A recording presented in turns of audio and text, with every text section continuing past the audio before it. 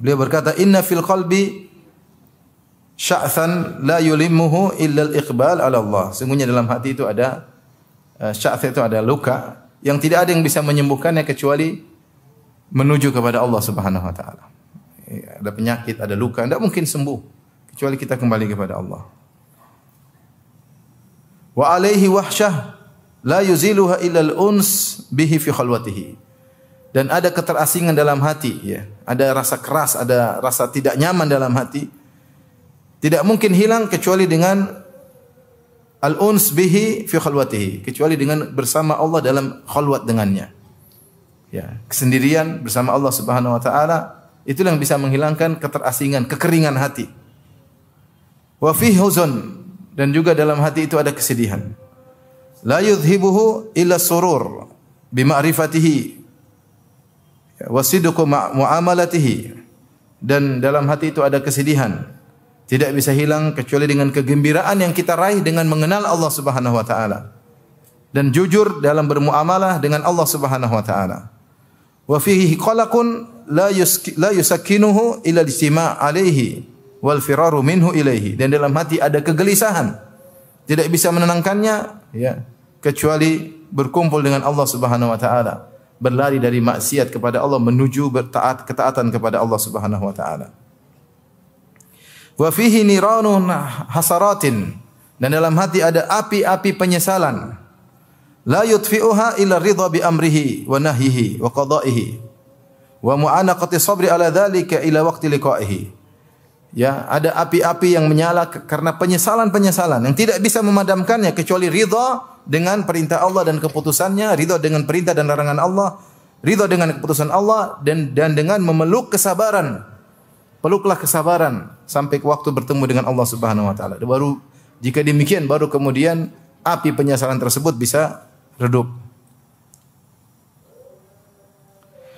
Ibnu Qayyim rahimahullah menyebutkan bahwasanya tidak mungkin bahagia kecuali dengan dekat kepada Allah Subhanahu wa taala. Apapun penyakit hati yang kita rasakan, yang beliau sebutkan, ada luka dalam hati, ada kekeringan dalam hati, ada kesedihan, ada kegelisahan, ada penyesalan, ada penderitaan, semua jalan keluarnya adalah khalwat dengan Allah Subhanahu wa taala.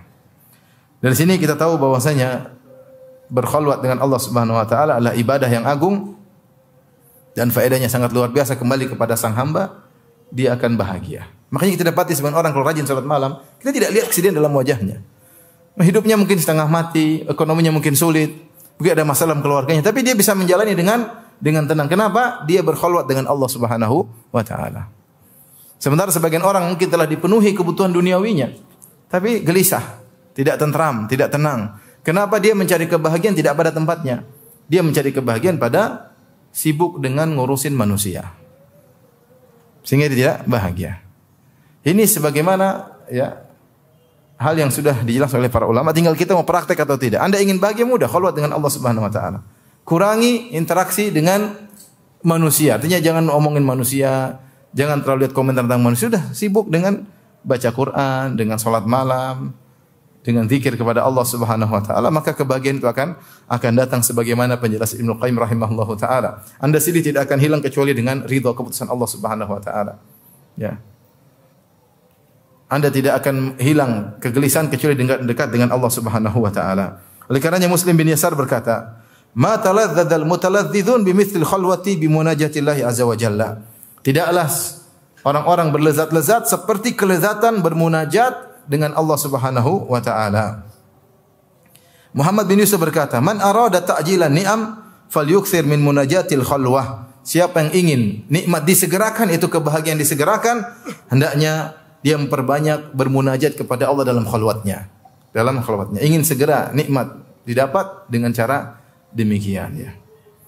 Makanya Ibnu Taimiyah rahimahullah berkata, "Inna fid dunya jannatan man lam yadkhuluha lam yadkhul jannatal akhirah." Di dunia itu ada surga, yaitu kebahagiaan. Siapa yang tidak masuk dalam kebahagiaan dunia, dia tidak akan mendapatkannya di akhirat kelak. Sekarang Ibnu Taimiyah rahimahullah berkata, orang yang beriman yang sering mengingat Allah Subhanahu wa taala pasti bahagia, pasti bahagia. Ini diucapkan oleh seorang ulama, bukan yang hidup dalam kenyamanan, dalam kemewahan, tidak. Yang dipenjara berulang-ulang, yang dimusuhi oleh banyak orang, yang dituduh dengan tuduhan yang tidak-tidak. Ibnu Taimiyah rahimahullah taala.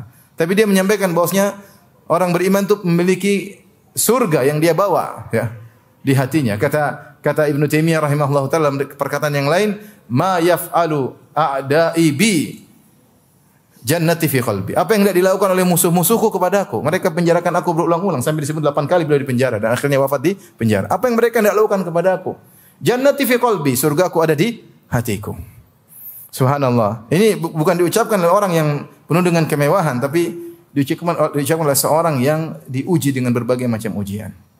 Makanya sebagian salaf mengatakan, "Lau ya'lamu al-muluk wa abna'ul muluk ma nahnu fihi minan na'im." Seandainya para raja dan para pangeran-pangeran tahu tentang nikmat yang kami rasakan, la jaladuna alaihi bisuyuf, tentu mereka akan memerangi kita untuk merampas kebahagiaan tersebut. Ya. Jangan antum sangka bahwasanya kebahagiaan diraih oleh orang yang memiliki jabatan tinggi, dimiliki oleh enggak, kebahagiaan bisa diraih oleh siapa saja. Caranya khalwat dengan Allah Subhanahu wa taala. Siapa yang ingin nikmat disegerakan, sisihkan waktu untuk munajatil khalwah, yaitu bermunajat kepada Allah dalam khalwat.